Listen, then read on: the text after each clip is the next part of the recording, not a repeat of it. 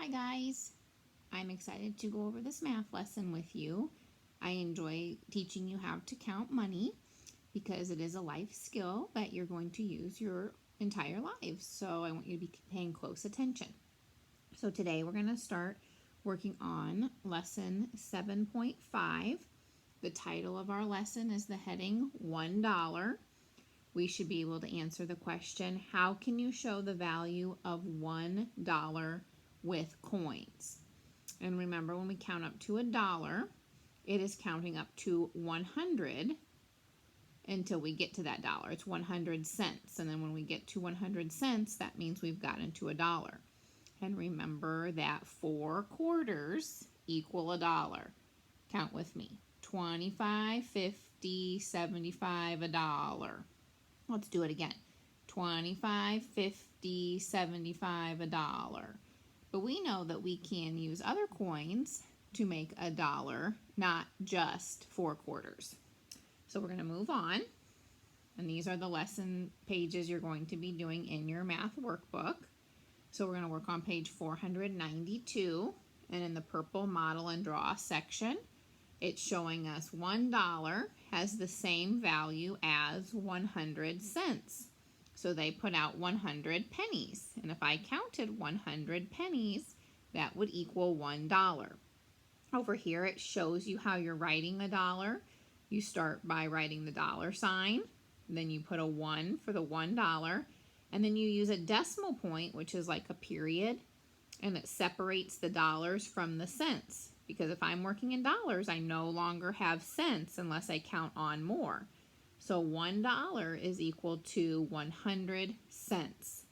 And then in our think bubble here, it says the decimal point separates the dollars from the cents.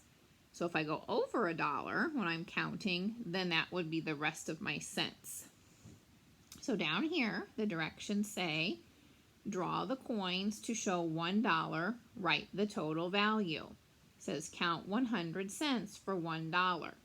So you're going to draw nickels to count up to $1, quarters to count up to $1, and dimes to count up to $1.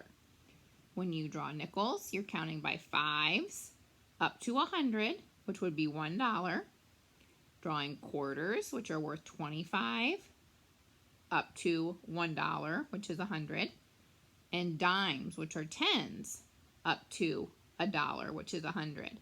And we know with dimes, those are sets of 10.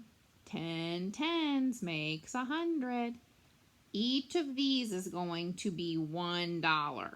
You're just drawing the amount of nickels to equal $1, the amount of quarters to equal $1, and the amount of dimes to equal $1. These are all going to be $1. Then you're going to move on. And you have your mid-chapter checkpoint this time. And this shows you what we've been working on in this chapter. And you know what? I think I would really like you to go ahead and finish this page. Take a picture so I can see it really well and send it to me on Seesaw so I can see how well you're doing with your math. So you're going to go ahead and count this money and tell me how many cents it is to find the total value. Count this set of coins. Tell me the total value. Don't forget to use your cent sign.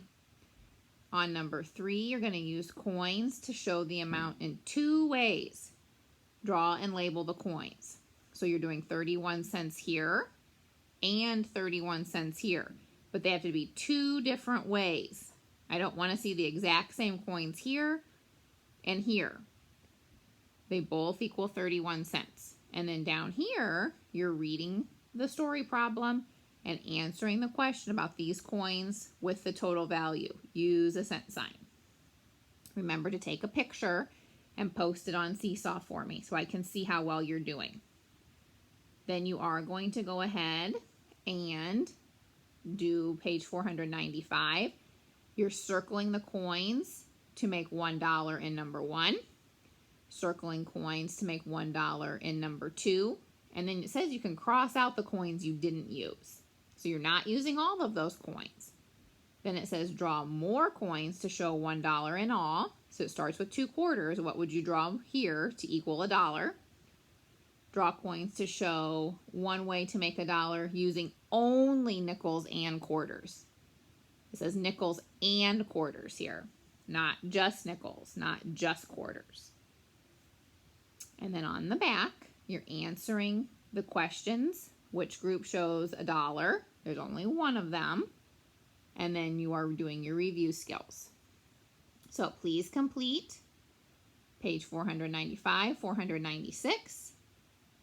Complete your mid-chapter check. Take a picture and post it on Seesaw to me. I want to see how you're doing. Start with page 492. I hope you're doing a good job counting money. I can't wait to see your work. Have a great day. Bye.